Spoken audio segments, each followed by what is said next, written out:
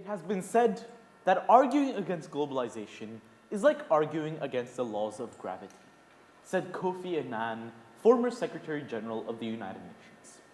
It is becoming ever more important to be citizens of the global village. We are becoming more interdependent on each other than ever before. But why is this so? In the 20th and 21st century, the scientific and technological advancements created have enabled us to move around the world in an easier and faster manner than ever before. But what effect does globalization have on a person, society, and our world? Today, we will be sharing with you our own experience of globalization, how we adapted to new environments across the globe, how we overcame social, cultural, and linguistic barriers, how we dealt with moving across 5 countries in 5 years. Now, leaving everything behind and starting life in a new place can be extremely difficult. Not only are you at a disadvantage compared to the people who are familiar with that new place, but you can also have severe psychological impact on a person. I was born in Romania. And I was born in Croatia. We were there for about 3 years. Then we lived in Romania for a year. After which we moved to Poland for 4 years. 6 months in Russia. And 6 years in Hong Kong. And all this due to our father's work as a diplomat. Now, allow us to begin our journey in one of our earliest spells, Poland.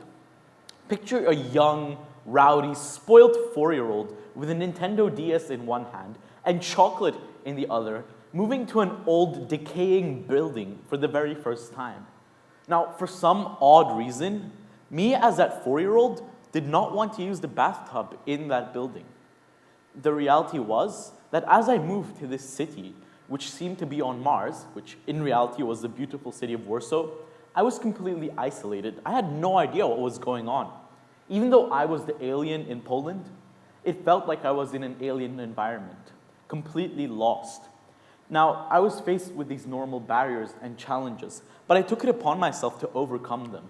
I spent time away from the Romanian embassy and the Romanian enclave we had there. I spent time with the local kids of Warsaw, and we spent our days strolling the lush parks of Warsaw while listening to live Chopin concerts for free in the streets. And we spent our weekends often on the observation decks of the Scientific and Technological Museum in Warsaw, some 40 floors above the city itself. This is how we came to love the city, and why we still love it today. It is evident that if you travel throughout the 4 corners of this globe, you will discover places that may seem extremely odd or crazy to you. And while it is very exciting to travel to new cities and to learn new things, settling in for good in a completely new environment can be extremely difficult.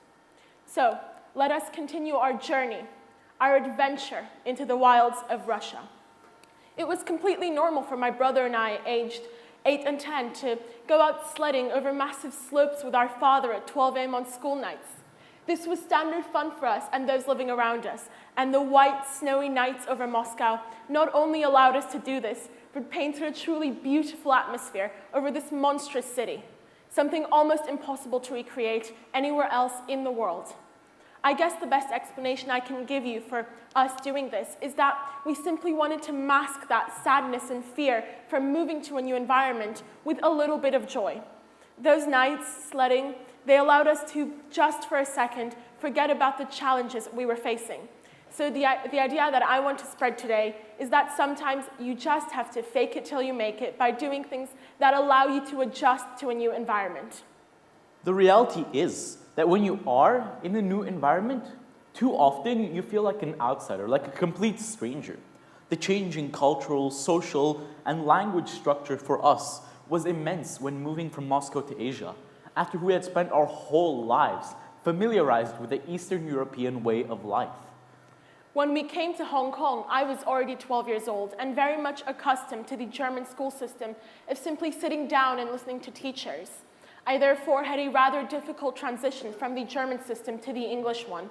On the contrary, because I entered the English system at a much younger age, I largely benefited from the active inquiry-based PYP learning program, being the annoying and irritating child I was, and I may still be today. Nonetheless, we tried our best to take this new approach on board, despite the tough situation we were in. When we first came to Hong Kong, we did not speak Chinese. We hadn't been to English schools before, nor did we speak the English language. We hadn't had friends or acquaintances from China, India, Thailand, Indonesia, or anywhere else around here. And within the Hong Kong expat community, we came from possibly one of the smallest represented ethnicities. But luckily, we had our parents around. And whilst most new inhabitants of a city choose to visit popular attractions or go to well-known scenic spots, our parents are rather different and aim to infuse with the culture by finding out, as they say, how the locals live. I mean, what could possibly be better than spending your Sunday mornings as the only Europeans in wet markets dotted around North Point, or ending up in back streets bargaining dried fish prices with angry locals? I mean, who'd even think about paying the ocean park tickets or going to luxury lavish restaurants when you could clearly have wet markets and dried fish?